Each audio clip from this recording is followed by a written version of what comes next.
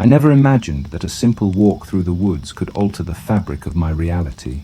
My name is Nathan, and for as long as I can remember, I have found solace in nature. Feeding birds, exploring winding forest trails, and immersing myself in the delicate rhythms of the wild brought a tranquility that the chaos of daily life could never replicate. But some encounters in the wilderness are anything but tranquil. 12 years ago, I had my first brush with the inexplicable. At the time, I thought I could bury the memory, pass it off as a trick of the mind. I was wrong. That experience was only the beginning. It started innocuously enough. I had recently moved into a modest flat on the edge of a quiet town called Claymore. To celebrate, my Uncle Malcolm and I decided to grab a few drinks at a local club just down the road. Malcolm, a man of few words and contemplative demeanor, wasn't much for parties, but he indulged me that evening. We spent the night sipping beer, reminiscing about simpler times. As the hours melted away and the patrons began to trickle out, we decided it was time to head home. The path we took wound up Beacon Road, a stretch of asphalt bordered by thick woods on either side. The streetlights were sparse, their amber glow barely illuminating the gravel shoulders.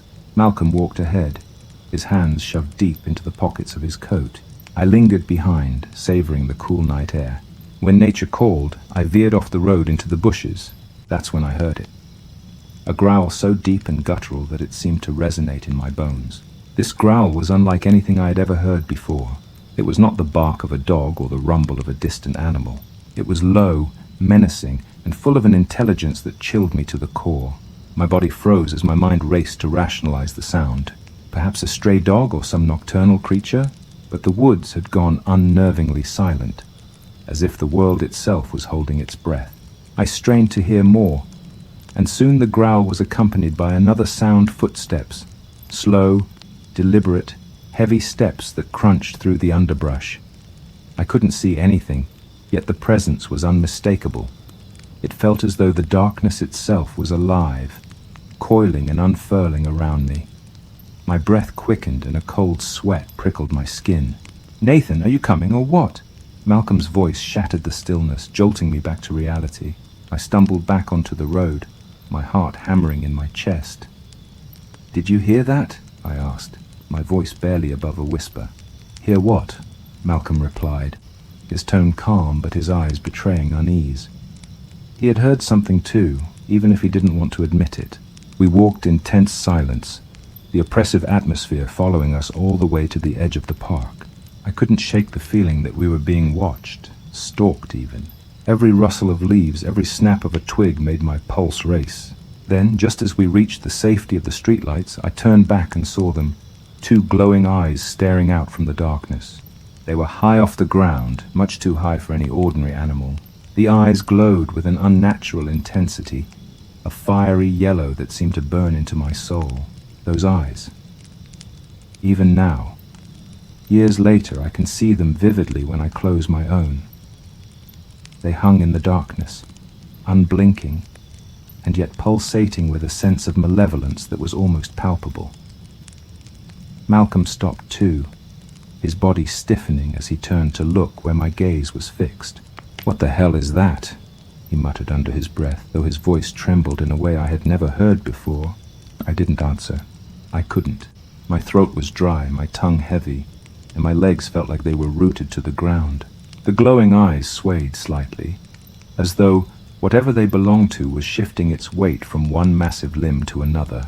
Then, with agonizing slowness, the eyes began to rise. Higher and higher they climbed until they were well over 6 feet off the ground. The creature they belonged to must have been enormous. Malcolm tugged at my sleeve. "Come on, we need to go, now."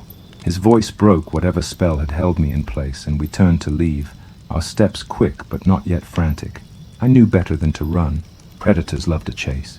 The thing in the woods made a sound, then a low, guttural growl that seemed to vibrate in the pit of my stomach. It wasn't just a noise, it was a threat, a warning, and yet something about it felt almost playful, as if it was enjoying the fear it inspired. By the time we reached my flat, my nerves were frayed to the point of snapping. Malcolm, who was normally stoic to a fault, sat on the couch with his head in his hands, muttering about shadows and growls. He wouldn't admit it outright, but I could tell he was shaken. That night I barely slept. Every creak of the floorboards, every whisper of the wind outside made me jump. My mind replayed the encounter over and over, dissecting every detail, every sound, every moment of terror. Life moved on, as it always does, and I buried the memory deep, convincing myself it was some trick of the light, an overactive imagination spurred on by a few too many beers. But the unease never truly left me. It lingered in the back of my mind, a constant shadow. And then, years later, it happened again. I had been visiting a friend, Sophie, who lived on the outskirts of town, near a sprawling forest known as Blackthorn Woods. The area was picturesque with its tall oaks and winding trails, but it also had a reputation for being strange. Stories of odd lights, phantom sounds, and sightings of creatures that defied explanation were common among the locals. I had always dismissed them as small-town folklore, until that night. It was late when I decided to head home, and Sophie suggested I take a shortcut through the woods to save time. She handed me a leash for her neighbor's Yorkshire Terrier, a small and cheerful dog that had been abandoned and taken in by the community. I didn't think twice about it. The woods were familiar, and the thought of having a dog for company was reassuring. The first half of the walk was uneventful. The dog trotted ahead, its tail wagging as it sniffed at the ground. The air was cool and crisp, the kind of night that made you glad to be outdoors. But as I ventured deeper into the woods, something changed. The air grew heavy, oppressive. The usual sounds of the forest, rustling leaves, chirping crickets, distant bird calls, faded into an eerie silence. It was as if the world itself had been muted. The dog stopped abruptly, its ears perked and its body tense. I tugged gently at the leash, but it wouldn't budge. Instead, it let out a low whine, its eyes fixed on something ahead. Following its gaze, I saw nothing but shadows and the faint outline of trees against the night sky. Yet the dog's behavior was unmistakable. It was afraid, and so was I. "Come on, buddy," I whispered, though my voice sounded hollow in the stillness. The dog whimpered again, but reluctantly moved forward. I noticed then that the ground beneath my feet had grown soft and uneven, the once well-trodden path giving way to patches of tall grass and brambles. I stepped carefully, but the damp earth was slick, and before I knew it, my foot slipped. I tumbled down a small embankment, landing hard on my side. The leash slipped from my hand, and the dog darted away, its small form quickly swallowed by the darkness. Pain shot through my ankle as I tried to stand. My leg felt weak, unsteady, and warm blood trickled down from a scrape on my knee. Grumbling under my breath, I reached into my pocket for my phone, only to find it wasn't there. I must have left it back at Sophie's. As I looked around, trying to get my bearings, I noticed something. A shape. At first, it was just a shadow among shadows, indistinct and formless. But then it moved. The figure was tall, impossibly so, with a hunched posture that made it seem almost predatory. Its limbs were long and sinewy, its head large and angular like that of a baboon. The creature's movements were fluid yet unnatural, a grotesque blend of animalistic grace and human-like intent. As it stepped closer, the faint moonlight revealed more details. Its fur, thick and dark, its hands tipped with claws that glinted like knives, and then there were its eyes. Those same eyes I had seen all those years ago, glowing with that eerie yellow light. My breath caught in my throat as the realization hit me. It was the same creature. It had found me. The beast sniffed the air, its massive chest rising and falling with each breath. The sound of its exhalation was wet, almost guttural, and it sent a shiver down my spine. My mind raced, searching for a way out, a means of escape. But there was none. I was alone, injured, and at the mercy of this thing. The creature lowered its head, its eyes locked onto mine. For a moment, I thought it would lunge, but instead it paused. It tilted its head as if studying me, and then let out a low, rumbling growl. The sound was almost amused. It knew I was terrified, and it was enjoying every second of it. Summoning every ounce of strength I had left, I began to crawl up the embankment, my fingers clawing at the loose soil and tangled roots. The beast watched me, its head tilting curiously, as if deciding whether to give chase. My heart pounded in my chest, each beat a deafening drumbeat of fear. When I finally reached the top, I scrambled to my feet and limped toward the faint outline of the trail. I didn't dare look back, but I could hear the creature moving behind me, its heavy footsteps crunching the underbrush. It was following me, toying with me, letting me think I had a chance. And then, just as suddenly as it had appeared, it stopped. I turned briefly, my breath hitching, and saw it standing at the edge of the trail. It made no move to follow. Instead, it let out one final guttural growl, a sound that seemed to echo in my very bones. And then it was gone, melting back into the shadows as if it had never been there. I didn't stop running or limping, really, until I saw the faint glow of streetlights at the edge of the woods. The trail widened, leading me to a small clearing where I could finally catch my breath. My lungs burned, and my injured ankle throbbed, but I didn't care. I was out. I was safe, or at least I thought I was. The woods loomed behind me, silent and foreboding. Every rustle of leaves, every creak of a branch sent my pulse racing anew. I kept glancing back, half expecting to see those eyes again, glowing in the darkness. But the creature didn't reappear. It had let me go for reasons I couldn't begin to understand. When I finally made it back to Sophie's, I must have looked like I'd crawled out of a nightmare.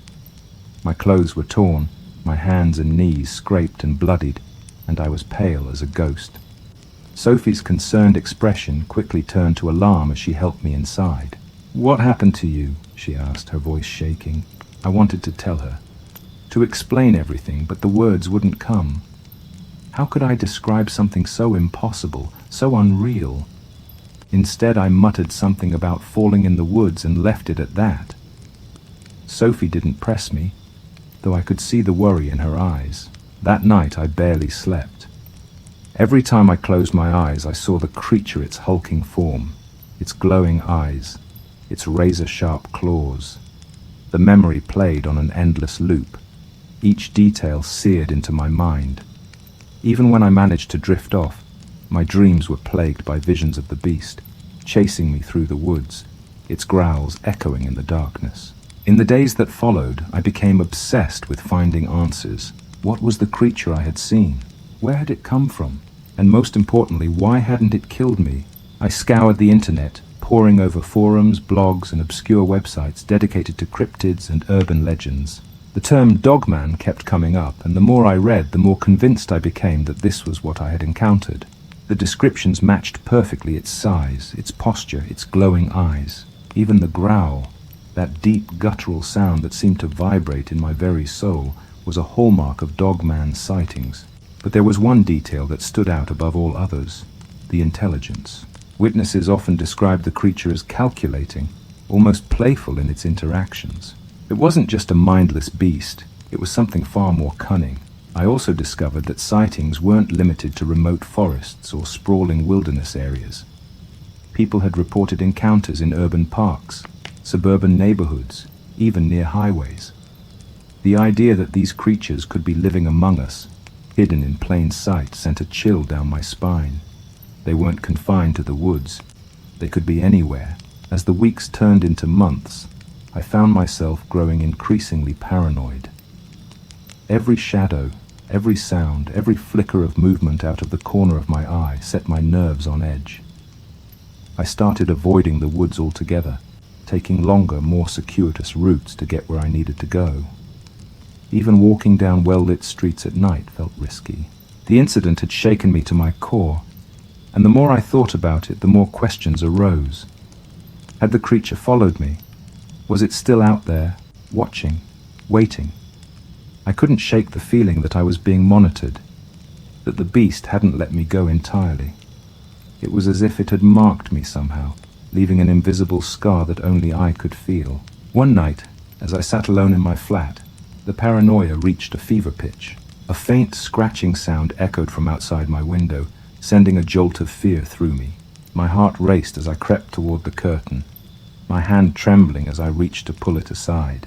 When I finally mustered the courage to look, there was nothing there, just the empty street, bathed in the pale glow of a street lamp.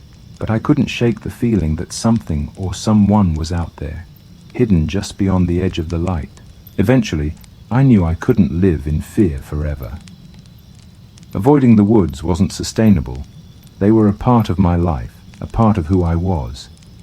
So one crisp autumn morning, I decided to face my fears head on. I would return to Blackthorn Woods, not as a victim, but as someone determined to reclaim their peace of mind. Armed with a sturdy walking stick and a sense of resolve, I set out on the same path I had taken that fateful night. The woods were eerily quiet, the only sounds being the crunch of leaves beneath my boots and the occasional chirp of a bird. My heart pounded in my chest, each step feeling heavier than the last. But I pressed on, determined to prove to myself that the creature was gone, that it had been nothing more than a freak encounter. As I neared the spot where I had fallen, the memories came flooding back, the slip, the pain, the terror. I paused, gripping the walking stick tightly as I scanned the area. There was no sign of the beast, no glowing eyes, no growls, just trees and shadows. And yet the unease lingered. It was as if the woods themselves were holding their breath, waiting for something to happen. Just as I was about to turn back, I heard it. The faintest rustle of leaves, the soft crunch of footsteps. My blood ran cold as I turned toward the sound, my eyes scanning the shadows. At first I saw nothing, but then slowly a shape began to emerge. It was the creature, the same hulking form, the same glowing eyes. But this time, it wasn't alone. Behind it, I could see smaller shapes, their eyes gleaming in the dim light. My heart sank as I realized what I was looking at. A pack. They stood there watching me, their expressions unreadable. For a moment, time seemed to stand still. And then, as if on some unspoken cue, they turned and disappeared into the trees, their movements silent and fluid. They were gone as quickly as they had appeared, leaving me standing there, shaken but unharmed. In the days that followed, I found myself reflecting on the encounter. The creatures had had every opportunity to attack, to kill, and yet they hadn't. Why? Was it a show of mercy, a warning, or something else entirely? I'll never know for sure. But one thing is certain. They're out there, watching, waiting. And while I may never fully understand their motives, I've come to accept that some mysteries are meant to remain unsolved. This was no longer just a story to me. It was a reality I had lived. And now, it's a reality I'll carry with me for the rest of my life.